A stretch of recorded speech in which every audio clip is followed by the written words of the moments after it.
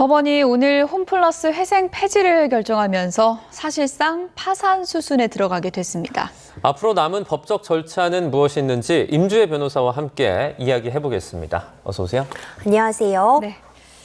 너무 친근한 곳이기도 한데 홈플러스 결국은 이제 회생 폐지가 이제 결정이 되면은 파산 수순에 들어가는 건데 앞으로 어떤 절차들이 진행이 되는 겁니까? 25년 3월에 회생 개시 결정이 있었습니다. 그 이후에 결국 이 기업의 가치를 확인해 봤을 때 청산 가치가 기업을 계속하는 계속 기업 가치보다 크다고 보아서요. 이 부분은 구조혁신형 회생 계획이 진행이 되고 있었습니다. 즉 점포를 정리하고 영업 양도할 건 양도하고 M&A 할 건 하라라는 결정이 있었던 건데요. 계획안을 세우기는 세웠지만 이것이 실행 가능한 수준이 아니다라는 것이 법원의 판단입니다. 홈플러스 익스프레스 같은 경우에는 매각이 됐지만요. 여전히 홈플러스 자체에 대해서 제대로 M&A 같은 부분들이 진행되는 바는 없습니다. 근데 그 와중에 영업은 계속하고 있으니까 관련해서 물품 대금 비용, 그리고 일하는 직원들의 급여, 채무, 세금, 쌓여만 가는 거죠. 그렇죠. 이제 이런 부분들 당장 급한 불을 끄기 위해서 2천억 정도가 필요하다고 알려져 있는데요. 이 2천억을 마련할 구체적인 계획을 홈플러스 측에서 법원에 제시하고 있지 못하기 때문에 이 회생은 더 이상 의미 없다. 회생 폐지가 내려진 겁니다. 아직 끝난 건 아닙니다. 일단 14일 이내에요. 즉시 항고를 할 수 있고요. 다시 한번 판단 받아볼 수 있습니다. 그리고 앞서 말씀드린 것처럼 지금 2천억 원이라는 그런 비용이 당장 조달이 필요한 상황인데 네네. 14일 이내라도 이 2천억 원을 홈플러스가 어떤 방식이든 마련할 계획을 제시한다면 법원에서 회생 다시 진행할 수도 있습니다. 다만 비용이 쉽진 않겠네요. 그렇죠. 현재의 경제 상황이라던가 홈플러스의 지금 자금 여력 등을 고려할 때 다시 회생이 진행되기는 쉽지 않은 상황은 분명합니다. 네, 지금 홈플러스가 사실상 파산 수순을 밟게 되는 그런 상황인데 입점업체라든지 아니면 거기서 일하는 사람들이라든지 어떻게 보면 줄도산이 좀 우려가 돼요. 굉장히 안타까운 상황입니다. 일단 기본적으로 공익채권이라고 해서요. 급여라든가 물품 대금 같은 것들은 최우선적으로 변제가 가능하도록 되어 있긴 한데요. 워낙 상황이 좋지 못합니다. 네. 최근에 홈플러스를 가보더라도 매대가 제대로 진열이 되고 있지 못해요. 그러니까 물품 공급 같은 것이 원활하지 못하라는 부분인데 그럼 또 매출 감소로 이어집니다. 요즘 또 한참 더운 여름 시즌이기 때문에 냉방비, 전력 소비량 이런 거 감안하면요. 문을 열어두면 열어둘수록 적자가 나고 있는 구조입니다. 이 직원들의 임금도 그렇고 물품 대금도 그렇고 이미 갖고 있는 빚까지 회생이 제대로 진행이 되지 못한다면 사실상 줄도산의 우려 존재합니다. 그러니까 돈이 물려있는 소상공인들이 상당히 많고 지금 얼마나 마음고생을 하고 있겠습니까? 추후에 이거 뭐 보상받을 길도 없는 거죠? 일단 앞으로 회생이 어떻게 진행될지를 좀 끝까지 지켜볼 필요성은 있는 것 같아요. 결국 결과에 따라서 최종적으로 홈플러스가 M&A나 매각이 될 수도 있는 것이고요. 그렇다면은 이제 M&A나 영업 양도를 하면서 기존의 채무 같은 부분을 어떻게 인수할지도 정하게 됩니다. 아직 끝난 것은 아니지만 이미 사실 공인들이 피해를 본 부분이 상당할 것일 텐데 그렇다면 이자도 계속 쌓여가고 있을 것이고요. 결국 회생을 끝까지 기다려본 소상공인들의 더 큰 피해가 예견되고 있는 상황이고요. 그렇다면 결국 별도로 소송에 나선다거나 아니면 이미 가압류나 들어가 있는 그런 부분들에 기대어 추후에 정산을 받는다거나 하는 길이 남아 있는데 시간 싸움이라고 본다면 시간이 길어질 수밖에 없고 그렇다면 피해는 눈덩이처럼 커질 수밖에 없는 구조입니다. 아까 항고 여부는 14일 이내에 결정 난다고 했는데 이 기간을 좀 늘릴 수는 없는 거예요? 그렇죠. 이 14일 이내에 일단 홈플러스 측에서 다시 해보겠다. 내가 어떤 방안을 마련하고 있다라는 준비를 해야 되는 것은 분명하고요. 그 안에 그래도 최대한 자금을 마련해보고 항고에 가서 다시 한번 회생의 의지를 다지는 것이 현재로서는 최선이다라고 보여집니다. 네, 알겠습니다. 홈플러스 사태 저희 조금 더 지켜보도록 하고요. 배제고 얘기를 조금 해보도록 하겠습니다. 배제고 야구부가 이번에 그 스타벅스 응원 논란으로 이제 6개월 출전 정지를 당하게 됐는데 지금 관련해서 논란은 계속해서 이어지고 있는 것 같아요. 이번에 있었던 청룡기 야구 선수권 대회에서는 또 몰수패를 완전히 당한 그런 상황이라고요. 그렇죠. 그러니까 2차전 진출을 해야 되는데 예정되어 있는 경기에서 출전 정지를 당했기 때문에 자연스럽게 몰수패, 상대방 승리로 끝났습니다. 그리고 지금 6개월에 이 경기를 뛸 수 없는 정지 처분을 받았어요. 네. 이 정도라면 사실 팀 입장에서는 상당히 중징계라고밖에 평가할 수 없는 것이요. 지금 대입, 특히 고3 선수들 같은 경우에는 대학 야구단에 새로 지원할 수 있는 그런 시즌과 맞물려 있고 프로 입단 드래프트와도 맞닿아 있습니다. 보통 한 9월 정도까지 이 3년 동안 고등학교 시절 동안 뛰었던 경기 성과 같은 부분들을 정리 제출하기 때문에 여전히 지금 7월, 8월 경기를 뛰지 못하는 것은 고3 선수들 입장에서는 큰 피해가 될 수도 있겠다라는 생각이 들고요.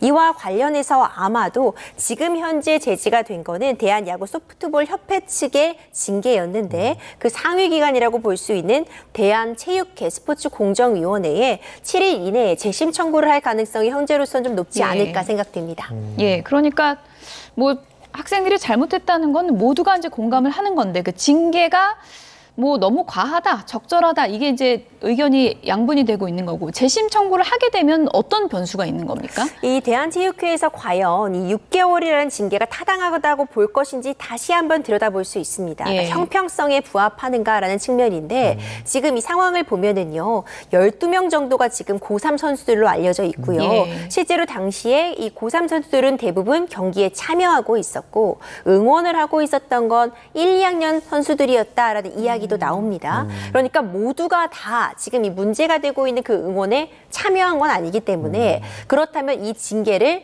누구에겐 하고 누구에겐 하지 않는 것이 적당한가? 예. 팀 자체로서 출전 정지를 받는 것이 맞는가? 형평성의 문제가 논의될 수 있고요.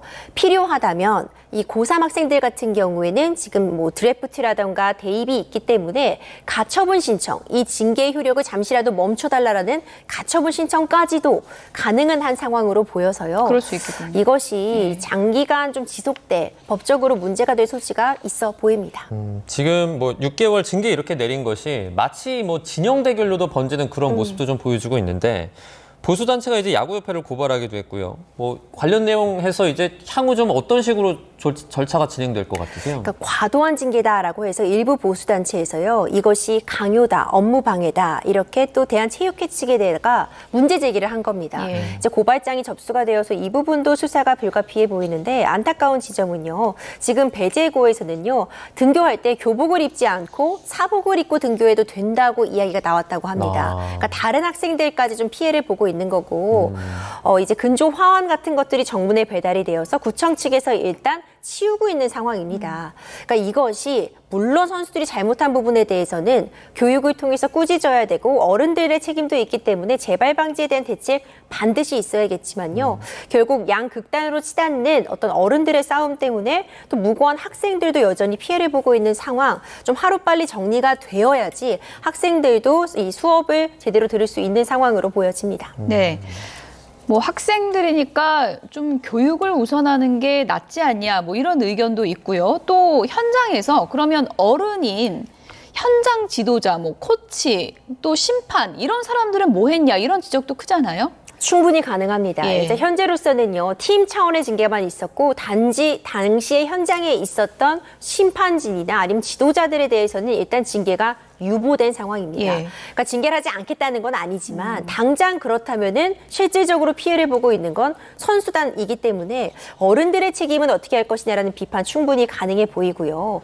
이런 응원 문화, 일종의 조롱이라던가 혐오의 발언이 담겨 있는 응원 문화가 있어 왔다는 것은 핑계에 불과한 것 같아요. 그런 문화가 있었다면 심판이 적극적으로 제지를 한다거나 아니면 지도자들도 적극적으로 나서서 이런 부분을 하지 못하도록 했어야 되는데 이런 부분이 사실 이번에 문제된 경기도 상대편의 지도자가 적극적으로 문제 제기를 하기 전에는 심판진의 적극적인 개입은 또 없었다는 이야기가 나오면서 이제 이들에 대해서도 추후에 충분히 징계가 가능한 부분이다라고 생각이 됩니다. 네, 해외는 좀 어떻습니까? 뭐 외국 같은 경우에는 차별이나 혐오 발언 이런 거라면 더 강력하게 처벌한다 이런 규정도 있다고 하던데요. 실제로 여러 뉴스에서도 접했던 것처럼요. 손흥민 선수에게 인종차별적인 그런 눈을 찢는 듯한 그런 모습을 보였던 관중은요. 앞으로 그 경기는 다시는 들어오지 못한다라는 구단 차원의 제지도 있었습니다. 예. 뿐만 아니라 특히 프로 선수로 입단하는 과정에 있어서는요. 이전에 사회적으로 물의를 일으켰다거나 혐오, 차별의 발언을 한 선수에 대해서는 드래프트에서 제외하는 좀 더 엄격한 규정을 두고 있는 것도 맞습니다. 뭐 해외의 사정과 우리의 상황을 일률적으로 동일하게 평가할 수는 없겠지만 적어도 국내에서도 이와 유사한 수준으로 많은 사람들의 사랑을 받고 또 청소년들에게 서로 영향을 끼칠 수 있는 이 스포츠라는 종목의 선수들에게도 이런 부분에 대한 교육이 시급한 부분은 분명해 보입니다. 아무래도 뭐 배제고 사태에 대해서 징계 경중을 사회에서 이렇게 논란이 된 부분은 이제 이 학생들, 미성년자이기 때문일 텐데요. 이제 앞으로 뭐 발전할 수 있는 기회가 무궁무진한 그런 나이기 때문에 미성년자 뭐 징계나 처벌 이걸 어떻게 해야 될지 이런 경우 이것도 사회에 좀 논란거리가 될 것 같아요, 앞으로. 충분히 가능하죠. 예. 그러니까 이 고등학생이었기 때문에요. 사실상 우리가 촉법소년이라고 얘기하는 그 나이는 지난 나이였습니다. 네. 어느 정도 본인의 발언과 본인의 행동에 책임을 져야 되는 부분이 있었다라고 생각을 합니다. 다만 여전히 학생이었고요. 이런 부분들이 관행처럼 이어져 왔다면 제대로 알려주지 못한 어른들의 책임도 분명히 있습니다. 지금 현재 이 프로야구의 드래프트 규정을 보면은요, 학폭 관련해서 처벌 전력이 있으면 이에 대해서 선발이 어려운 규정은 마련되어 있는데 이 학폭 관련된 처벌 규정 외에 다른 이런 혐오의 발언이라던가 아니면 사회적으로 물의를 일으키는 부분에 대해서는 이 참가 제한 사유로 포괄적으로 규정은 마련돼 있지 않습니다. 아마 이번 기회를 통해서 먼저 선행돼야 될 것은 관련해서 학생들에게 제대로 교육하는 것일 거고요. 지도자들에 대한 반성 그리고 심판진들의 재교육과 덧붙여서 이 드래프트 참가 제한 사유도 좀 더 포괄적으로 넓게 개정될 확률 매우 높습니다. 네, 뭐 처벌은 철저하게 하되 뭐 교육이라든지 뭐 이런 부분을 통해서 또 아이들의 미래는 보장해 줄 수 있는 그런 안이 좀 나왔으면 좋겠고요. 자, 이어서 저희 광주 여고생 살인범 장윤기죠. 장윤규의 부친이 이번에 막 관련한 여러 사건과 관련해서 실제 뭐 증거들을 폐기한 사실이 드러나면서 좀 논란이 이어지고 있는데 실제로 현재 경찰관이라 그래요. 경찰서에서 근무를 하면서 좀 이런 것들을 잘 알았을 것 같거든요. 그렇죠. 그러니까 아버지로서 이 중요한 증거라고 볼 수 있는 부분들을 은닉하고 훼손한 것도 문제가 되지만요. 이 본인이 경찰이었기 때문에 이 증거 훼손의 의미가 어떤 걸 의미하는지를 잘 알고 있었던 사람이었기 때문에 비난의 대상이 될 수밖에 없는 것 같습니다. 네. 이 범행이 있고 사흘 뒤에 이미 장윤기는 구속된 상태에서요. 이 아버지, 이 장윤기의 집에 방문을 해서 이 신체의 일부분이 훼손되어 있는 리얼도를 훼손하고 그리고 이것을 모두 다 버렸고요. 예. 이전에 사용하고 있던 휴대전화도 모두 소각했습니다.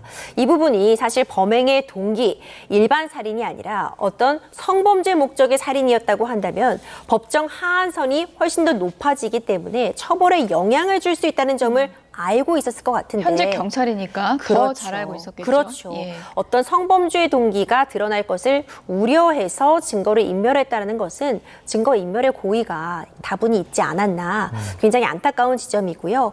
이 친족 특례 때문에 아버지로서 이런 증거 인멸을 한 것을 이 한국의 형법상으로는 처벌이 어렵다고는 하지만 도덕적으로 비난의 대상이 되면 분명해 보입니다. 네.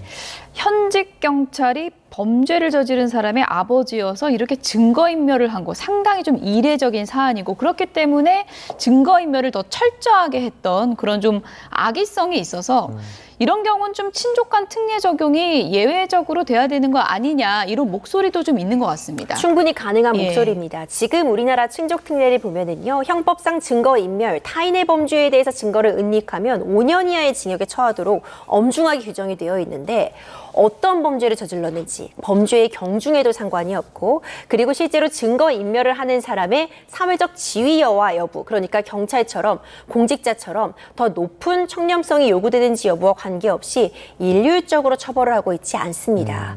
이와 관련해서 옆 나라 일본을 보더라도요. 이와 유사한 규정은 두고 있지만 만약 친족이 증거인멸을 하면 형을 감형해 줄 수 있는 그 요소로서 작용을 합니다. 그러니까 재판부가 봤을 때 이거는 처벌하지 않을 수도 있다 판단할 수도 있고 처벌을 할 수도 있는 겁니다. 근데 우리나라 같이 일률적으로 처벌하지 않는다는 규정은 너무 친족에게 이런 부분 증거인멸을 오히려 유도하는 것 아니냐라는 그런 비판 예. 충분히 가능하고요. 하필 또 부친이 수사의 주체인 경찰이에요. 그렇죠. 이제 독일 같은 경우를 보더라도 우리와 유사한 규정으로서 가족이 증거인멸을 하면 처벌하지 않는 조항은 두고 있지만 또 거꾸로요. 공직자가 증거인멸 행위를 하면 처벌한다는 또 다른 규정을 마련해 두고 있습니다. 그런 완충 장치가 필요한 지점이라고 보이고 이번 사건을 계기로 해서 법 개정 논의가 좀 활발하게 진행될 것이라 예견이 됩니다. 근데 그 친족 특례라는 게 뭐 하루아침에 생긴 건 아닐 테고 예전부터 있었잖아요. 뭐 경찰이 일단 1차 수사 과정에서 이런 것들을 좀 고려해서 미리 압수를 한다든지 이렇게 좀 해야 되는 거 아닌가요? 굉장히 안타까운 지점이죠. 지금 문제가 되고 있는 이 훼손된 리얼돌 같은 경우에 경찰이 처음에 집을 방문했을 때 영상으로 촬영은 했습니다. 네네. 다만 실물까지 확보할 필요성은 없다고 느꼈다라고 했지만 예. 이 성범죄의 목적이라는 굉장히 중요한 범행 동기를 확인할 수 있었던 증거라는 점에서 그래도 확보했어야 되지 않냐 아쉬움이 남고요. 뿐만 아니라 이 SUV의 이 블랙박스 SD 카드도 처음엔 놓쳤는데 나중에 검찰의 보안 수사 결과 확보한 SD카드에 이런 여성을 타겟으로 했던 이런 부분들에 대한 지인과 나눈 대화가 또 녹음이 되어서 굉장히 중요한 증거로 보입니다. 이런 부분들을 놓친 부분에 대해서는 수사기관의 최초의 어떤 이 수사 과정이 좀 아쉬움으로 남는 것 같고요. 그런 부분과 맞물려서 이 보안 수사권을 폐지하는 것이 타당한가라는 논의로도 지금 확장이 되고 있습니다. 네. 친족 특례 조항이 적용되는 굉장히 좀 이례적인 경우긴 한데 아예 또 없애자고 하기에는 또 연좌제가 될 수 있다. 이런 또 걱정이 있는 것도 사실이고요. 끝으로 이 부분을 좀 짚어볼게요. 경찰청에서 증거인멸 의혹과 관련해서 감찰한다고 하던데 그럼 뭐 내부적으로 징계가 이루어질 수 있는 건가요? 그렇죠. 증거인멸의 형사 책임은 현재로서는 물을 수 없습니다. 이 법이 개정된다고 해도 소급 적용은 어려울 것 같기 때문에 형사 책임은 못 묻겠지만 경찰이라는 현직 신분을 고려할 때 일정 부분 징계는 가능할 수 있습니다. 뭐 품위유지 의무 위반이다라고도 볼 수 있고요. 경찰 내부의 어떤 규정들을 위반했다. 뭐 여러 가지 요소들은 가능할 것 같은데요. 내부적인 징계는 가능하지만 형사적인 책임을 물을 수 없다는 점. 다만 도덕적으로 비난의 대상은 충분히 될 수 있는 사안으로 보여집니다. 네, 알겠습니다. 여기까지 듣겠습니다. 이슈로 떠오른 다양한 사건들 자세하게 짚어봤습니다. 임주혜 변호사와 함께했습니다. 고맙습니다. 고맙습니다.